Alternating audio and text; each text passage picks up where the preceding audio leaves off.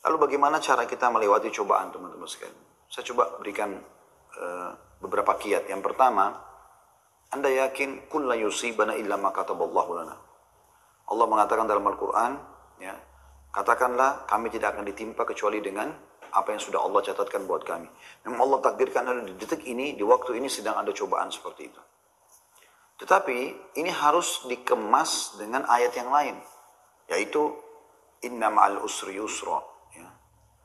Fa inna ma'al usri yusra. Sungguhnya di setiap kesulitan akan ada kemudahan, di setiap kesulitan pasti ada kemudahan.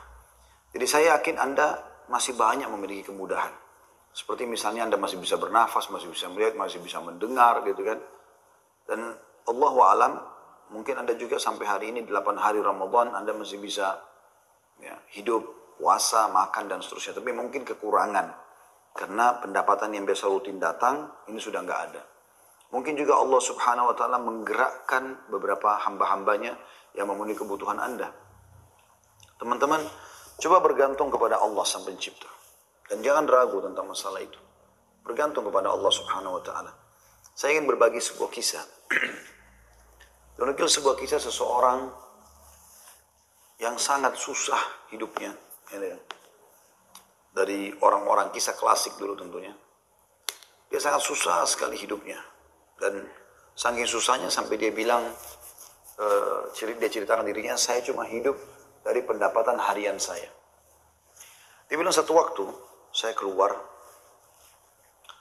ingin mencari rezeki. Pada hari itu betul-betul tidak ada sumber rezeki. Kenapa yang saya dapat hari itu yang dipakai makan gitu. Dia bilang saya sudah keliling sana sini tidak ada makanan. Dan sampai saya tidak pulang ke rumah sampai di awal malam. Selepas Isya lebih. Istri sama anak saya sudah menunggu. Kemudian saya pun pulang ke rumah. Begitu pulang ke rumah, dibuka pintu, disambutlah oleh anak dan istri. Dengan harapan selain menemui saya juga mereka berharap bisa ada makanan dan minuman seperti biasa. Tapi karena istri saya melihat di tangan saya tidak ada sama sekali bekal apa-apa, maka saya pun duduk, kemudian diberikan air putih, lalu dia bertanya, apa hari ini nggak ada bekal makanan? Lalu saya menjawab, sama sekali saya nggak temukan pekerjaan. Saya tidak tahu harus mencari di mana lagi. Lalu kata istrinya, lalu apakah kita harus tidur dalam kondisi kelaparan? Saya sama anak-anak betul-betul belum makan sama sekali dari pagi gitu. Maka kata dia, baik, saya istirahat sejenak, baru saya akan keluar cari rezeki lagi. Mudah-mudahan malam ini Allah berikan kepada kita. Kata istrinya, baiklah kalau gitu. Subhanallah, tanpa mengenal letih, laki-laki yang soleh ini dia keluar dari rumahnya. Dan waktu dia keluar, sudah masuk, kalau kita sekarang jam 12 malam. Zaman dulu, belum ada lampu kayak kita sekarang. Mungkin di jam 10 malam aja kalau kita sekarang itu sudah, zaman dulu orang sudah tidur semua. Gelap. Maka dia pun jalan, dia tidak tahu mau kemana sambil dia berdoa kepada Allah SWT, ya Allah, kemana langkah kakiku ini? Aku sendiri belum makan seharian, anak istriku juga belum makan. Berikanlah kami rezeki. Sambil berjalan, dia bilang mata saya tiba-tiba melihat sebuah masjid. Di sekitar rumahnya, tidak jauh dari rumahnya. Gelap, nggak ada lampu kan. Zaman dulu belum ada lampu, orang pakai sumbu, pakai minyak, dinyalakan, kemudian baru terang itu pun sangat kecil. Penerangannya sebagaimana kita tahu kalau pakai sumbu. Maka dia coba nyalakan api, menyala, kemudian dia wudhu, dia sholat. Dia tidak tahu harus buat apa lagi. Mulai ada sholat, habis sholat dia berdoa kepada Allah Subhanahu wa ta'ala supaya dimudahkan, dikasih rezeki, dikasih segala macam. Dan dikeluarkan dari masalah kemiskinan ini. Setelah itu, subhanallah terjadi pada malam itu, penguasa di wilayah itu, kalau kita bisa bahasakan rajanya, gelisah, nggak bisa tidur. Dan seperti orang ketakutan akan meninggal dunia. Hatinya terdorong untuk bersedekah. Maka dia mengambil beberapa kantong isinya emas. Ya. Lalu dibawa sama dia. Dan dia bilang, ya Allah, hatiku sangat gelisah. Aku takut meninggal sementara aku masih belum memiliki bekal yang cukup bertemu denganmu. Maka izinkanlah hambamu ini bersedekah di jalanmu. Dia bawa berapa banyak karung yang dia bisa bawa. Karung-karung kecil, bungkusan emas semuanya. Dia naik kuda dan dia mengatakan, ya Allah, dan aku minta petunjuk kepadamu. Aku tidak akan memegang tali kekangan kudaku ini. Aku biarkan jalan. Raja tidak minta dikawal oleh siapapun. Tergerak hatinya begitu. Subhanallah dia jalan. Jalan. Subhanallah ya. Maha suci Allah, kisah nyata ini menjelaskan. Kudanya berhenti di masjid yang ada orang soleh tadi yang susah itu. Dia juga heran. Kudanya masuk di halaman masjid, diam di situ. Dia turun, apa ini rahasianya? Kenapa Allah datangkan ke masjid ini? Dia bilang, saya masuk ke masjid, gelap. Cuma ada satu saja sumbu lampu, ya, sumbu lilin. Kemudian saya mendengar seperti ada orang suara, ya, orang yang berbicara. Saya coba mendekati suara itu, ternyata orang yang sedang berdoa. Nah tadi orang yang miskin itu berdoa. Ya Allah, mudahkanlah rezeki, saya sudah seharian tidak makan sama anak istri saya. Berikan kami rezeki, saya tidak tahu harus kemana lagi. Saya mohon kepadamu. Dia merengek-rengek sama Allah. Raja ini dengar. Maka raja itu menegur si orang tadi miskin ini. Setelah salam, dijawab salam, dia mengatakan, si raja ini bilang, saya dengar tadi keluhanmu kepada Allah Subhanahu wa Ta'ala. Saya kebetulan bawa beberapa kantong uang emas. Saya akan berikan kepada kamu sebagai sedekah. Dan ketahuilah saya raja di wilayah ini. Saya tadi gelisah, ingin sekali keluar dan bersedekah, dan Allah tunjukkan saya ke masjid ini. Mungkin kaulah yang Allah maksudkan. Dia bilang, lalu saya akan berikan kepada kamu uang ini sebagai sedekah di jalan Allah Subhanahu wa Ta'ala antara kita berdua dan yang ketiganya Allah.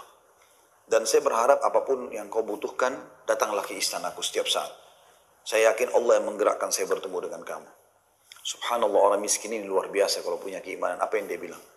Wahai Tuhan, kalau seandainya saya pun masih punya kebutuhan selain apa yang Anda akan berikan kepada saya ini, maka saya tidak akan datang minta kepada Anda. Tapi saya akan minta kepada Allah yang telah mengirim Anda datang kepada saya. Closing kisah ini coba diambil pelajaran baik-baik. Butuh kesabaran, akhi dan ukhti. Yakinlah, Allah tidak akan membuat kita susah. Allah tidak ingin itu. Tapi cobaan lagi datang, apalagi bukan kepada Anda sendiri. Selanjutnya juga saya sarankan sunnah Nabi SAW. Kalau kita sedang diberikan cobaan, lihat orang yang di atas kita. Lihat orang yang lebih susah. Kalau kita pincang, na'udzubillah, puntung kakinya satu, lihat orang yang puntung kakinya dua. Puntung kakinya dua, lihat orang yang juga puntung tangannya. Puntung kaki dan tangannya, lihat orang yang buta. Selalu orang yang lebih susah. Sehingga kita selalu tahu nikmat Allah begitu besar kepada kita. Kadang-kadang teman-teman saya lihat ada orang berkeluh kesahnya luar biasa, padahal sebenarnya masalahnya kecil dalam hidupnya. Masalahnya masih bisa dia laluin, tapi dia besar-besarkan masalah itu. Sehingga akhirnya dia tidak bisa melalui cobaan dengan baik. Apa kata Umar radhiyallahu anhu tentang masalah ini? Orang yang Allah berikan cobaan kepada dia, dan pasti Allah akan uji hamba-hambanya. Sebagaimana Allah jelaskan dalam surah Al-Baqarah, ya, ayat 155 ya. A'udzubillahi minasyaitonirrajim. وَلَنَبْلُوَنَّكُمْ بِشَيْءٍ مِنَ الْخَوْفِ. Kami pasti akan menguji kalian dengan sedikit takut. Minal khawfi wal ju', rasa lapar. Wa naqsi minal amwali wal anfusi wath thamarat, dan kekurangan jiwa. Yang orang kita cintai meninggal, harta juga kurang, hasil panen juga kurang, pekerjaan tidak ada, di PHK kayak sekarang masa pandemi. Wa basyirus sabirin, dan sampaikan kepada orang-orang yang sabar. Siapa mereka ya Allah? 156-nya. Alladzina idza asabatuhum musibatun qalu inna lillahi wa inna ilaihi raji'un.